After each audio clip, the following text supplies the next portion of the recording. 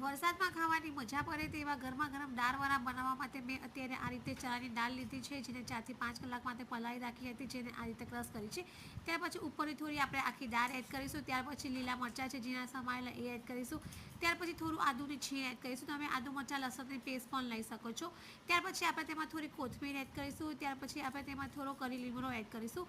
ત્યાર પછી અહીંયા મેં બોઇલ કરેલું પોટેટો લીધું છે, જેને આ રીતે છીણી લીધું હતું એ એડ કરીશું. ત્યાર પછી હવે આપણે થોડું કેરીનું છીણ એડ કરીશું અને હવે આપણે થોડું સોલ્ટ એડ કરીશું. ત્યાર પછી હવે આપણે થોડી હળદર પાવડર એડ કરીશું અને હવે આપણે થોડું તેમાં ધાણા જીરું પાવડર એડ કરીશું. ત્યાર પછી હવે આપણે તેમાં થોડો કોર્નફ્લોર એડ કરીશું. ત્યાર પછી હવે આપણે તેમાં થોડો ચણાનો લોટ એડ કરીશું અને બધી વસ્તુને એકદમ સરસ મિક્સ કરી લઈશું. તો આ રીતે આપણું જે બેટર છે રેડી છે અને હવે ઓઇલમાં આપણે એને ફ્રાય કરી લઈશું. તો આ રીતે મીડિયમ ગેસ પર જ ફ્રાય કરીશું, જેથી જે આપણા જે દાળવડા છે તે એકદમ સરસ ફ્રાય થઈને રેડી થઈ જશે. તો જે દાળવડા છે ફ્રાય થઈને રેડી થઈ ગયા છે, તો હવે પ્લેટમાં બહાર કાઢી લઈશું. તમે એને તળેલા ગીર મરચાં સાથે સર્વ કરી શકો છો, ટોમેટો કેચઅપ સાથે પણ સર્વ કરી શકો છો. તો રેડી છે આપણા દાળવડા.